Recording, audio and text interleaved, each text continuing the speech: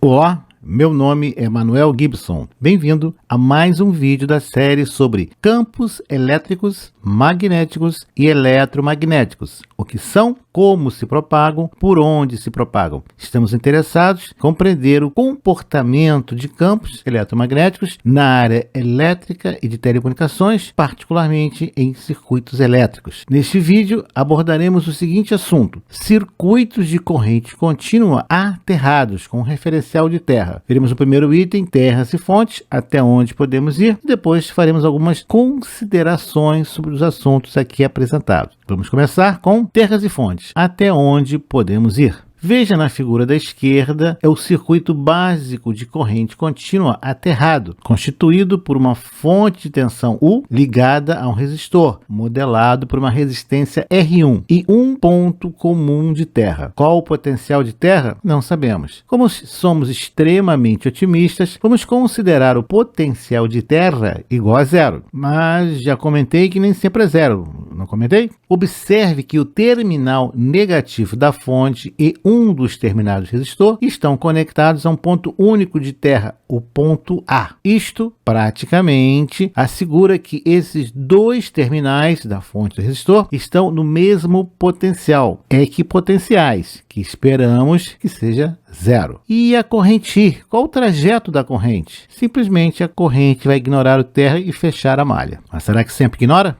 E quando o potencial elétrico do terra não é zero? Calma, nem tudo está perdido, mas temos alguns pontos a considerar. Observe na figura ao lado um terra elevado, ou seja, acima de 0 volts. Na verdade, o T. O ponto A continua sendo o referencial de potencial elétrico do circuito, mas agora sua tensão é o T, a tensão do terra. E a corrente continua o mesmo trajeto que teria sem o terra. Mas temos um problema. O terra agora não é zero. Imagine que a tensão fonte U seja 30 volts e a tensão do terra elevado seja de 70 volts. Então, o potencial no ponto A é 70 volts. Se você agora tocar o ponto B e estiver referenciado ao ponto A, não tem o menor problema. São apenas 30 volts corrente contínua. Mas, se o teu referencial de terra for 0 volts, a diferença de potencial do ponto B para um terra zerado é de 100 volts. E isso é um problema sério. Imagine que algum desavisado toque o ponto B e também um potencial de terra zero ou menor que zero. Aí está. Isso vai levar a uma diferença de potencial dada por o T mais U, uma experiência que pode ser até mesmo fatal. Lembre-se de sempre cumprir rigorosamente todas as normas dos procedimentos de segurança para a operação de circuitos energizados. Veja agora, no circuito temos uma corrente circulando de UT e U, sendo desviada de R1 e drenada para você, ou para o desavisado e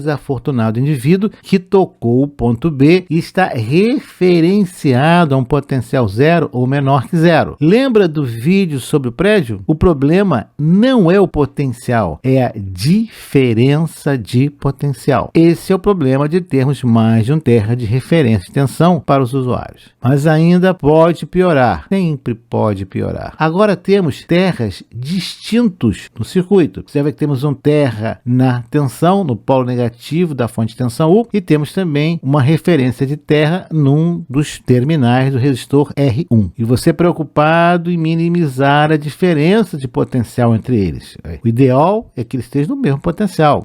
Zero de preferência, talvez. Terra de pequenos sinais, terra dos sinais de alta potência, terra de alta frequência, como se fosse possível fazer terra em alta frequência, terra de baixa, média e alta tensão, terra do SPDA, terra do chassis, bastidor, fonte de alimentação DC e AC. Que tal? E ainda tem os loops de terra, é claro, para você se preocupar com ele. Mas você é um cara de muita sorte. E os potenciais de terra são diferentes diferentes de zero, mas são iguais. Conforme vimos no vídeo anterior, a corrente simplesmente ignora os terras, desde que haja, é claro, um circuito de baixa ou baixíssima, a ser ainda melhor, resistência para o fechamento do circuito da malha. Veja aí, temos o circuito da fonte U e a nossa carga R1. As duas fontes de 70 volts são o potencial do terra. Esse ponto é o ponto de terra. Este é o outro ponto de terra. O que nós queremos é que haja uma corrente circulando pelo terra, fechando a malha U R1. E aí a tensão em R1 vai ser aproximadamente U.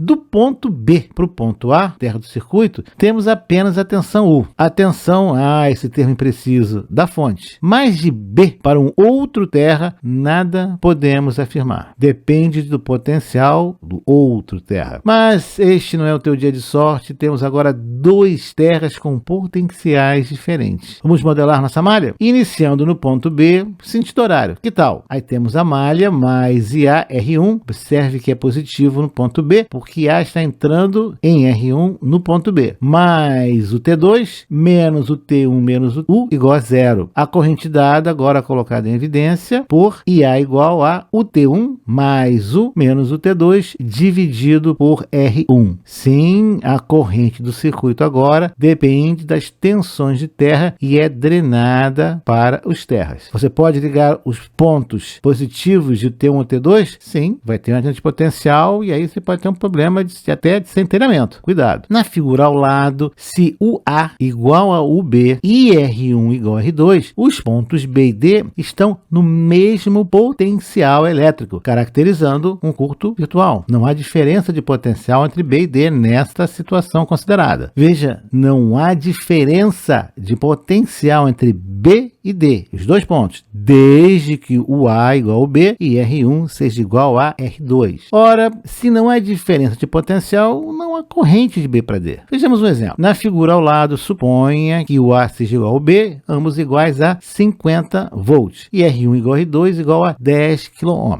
Vamos determinar a corrente A, a diferença de potencial AC, AB, UBC, UDC e a diferença de potencial UDB. São os pontos do circuito. Solução. IA igual a somatório das duas tensões dividido pelo somatório dos resistores, das resistências que estão em série. Temos então 50 mais 50, 100 volts, dividido por 10.000 mais 10.000 ohms, 20.000 ohms. 100 por 20.000, 5 miliamperes de corrente. O AC, olha o circuito, é igual a U1 mais U2, ou o A minúsculo, B minúsculo, que é 100 volts. O A para B é a corrente circulando sob R1, nos dá 50 volts. Não há surpresa nisso. O BC, mesmo valor, 50 volts. Lembra que o A minúsculo e o B minúsculo são iguais, e R1 igual a R2. Então a tensão é dividida ao meio. O DC 50 volts, que é a fonte, o B, e o DB vai ser o DC menos o BC. Veja como é interessante mantermos a notação consistente. Aí obtemos 50 volts menos 50 volts igual a 0 volts. Então, como tínhamos já afirmado, a diferença de potencial no caso considerado entre D e B igual a 0 volts. E se o A for diferente de o B minúsculo e R1 diferente de R2? Vamos fazer a malha? E se tiver um ponto de terra? E se tiver mais de um ponto de terra?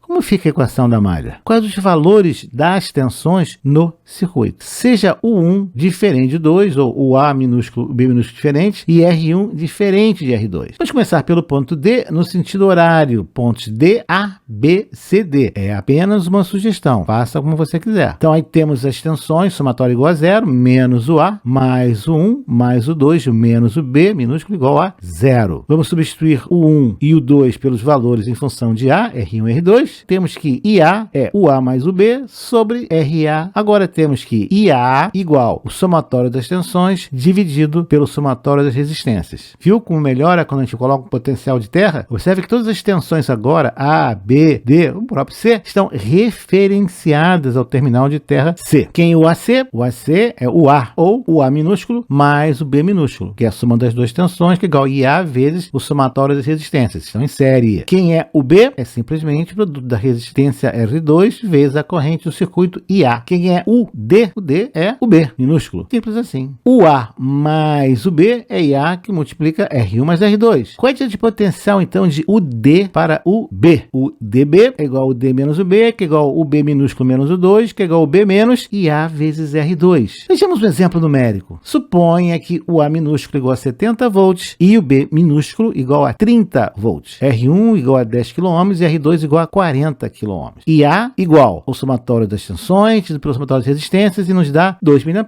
O A igual a 100 volts, o AB igual a 20 volts, o BC, lógico, igual a 80 volts. O B minúsculo é igual ao DC, que é igual a 30 volts. E o B igual a 80 volts. Logo, o B minúsculo menos o BC, que é igual ao D menos o B maiúsculo, é igual a 30 volts menos 80 volts, igual a menos 50 volts. Interessante, temos uma diferença de potencial de menos 50 volts entre os pontos D e B. Podemos, então, aplicar um curto-circuito entre D e B? O que acontece na tensão de R2 se aplicarmos um curto-circuito entre D e B? Ao aplicarmos um curto-circuito entre os pontos D e B, fazemos com que a DDP entre D e B seja zero. Com isso, isolamos as duas malhas de cada fonte. Este é um caso particular do circuito abordado. Temos agora duas malhas ligadas por um fio. Os circuitos são independentes entre si. Temos IA igual ao A sobre R1 e B igual ao B sobre R2. Cuidado! O A maiúsculo é o A mais o B em relação ao terra. Veja, não ocorre passagem de corrente entre as duas malhas. E se R3 for um resistor de baixa ou baixíssima resistência, o que acontece com o circuito? Passa a corrente entre B e D? Quais os novos valores de IA e IB? Qual a nova diferença de potencial entre os pontos D e B? Vejamos a malha 1. Malha 2. Modelando a malha 1, menos o A mais IAR1 mais R3, que multiplica IA menos IB. Observe o sentido convencional de A e de B. Quando modelamos a malha 2, encontramos menos o B mais IBR2 mais R3 vezes IB menos IA. O DB é R3 vezes IB menos IA. Para os que gostam de aplicar matrizes, que é uma solução extremamente simples e rápida para resolver essas duas malhas, temos aí a matriz das resistências, a corrente e a tensão. Se você está preocupado em saber qual é o determinante da resistência, aí está. R1 mais R3, que multiplica R2 mais R3, menos R3 ao quadrado. Você tem tudo que você precisa para calcular as correntes na sua malha. Sim, quando R3 igual a zero, é um ponto comum. O A igual a R1 vezes 1, o B, R2 e B2 e o DB igual a zero. Agora nós temos um ponto de terra no ponto D, também podemos ter um ponto de terra agora no ponto B e podemos ter duas referências de terra, B e D. Como você vai resolver esse circuito? É muito fácil. Caso o A igual ao B, por exemplo, um exemplo claro, simples de fonte simétrica. Fazemos algumas considerações. Um terra único no sistema pode ajudar na modelagem da malha, mas não é o recomendado em circuitos de telecomunicações. Até porque absolutamente não é uma boa ideia ligar o terra do para-raios direto na gabinete metálico do equipamento, operado por um usuário. Você vai estar desviando a corrente do para-raios por cima do usuário. Em circuitos eletrônicos, utilizando amplificadores operacionais, é comum o uso de fontes simétricas, de modo a permitir, por exemplo, uma maior excursão do sinal, em torno de um zero, uma referência. Na saída de amplificadores de potência, também tensões simétricas. Os circuitos aqui apresentados, longe de abordarem as possibilidades, são um início para análise e projeto de circuitos eletroeletrônicos. Observe que tratamos de baixas tensões em corrente contínua. Assim como os circuitos de áudio e de alta frequência são mundos diferentes, separados, circuitos de alta tensão requerem ainda muito mais atenção às normas de segurança. Obrigado e nos vemos no próximo vídeo. Até lá!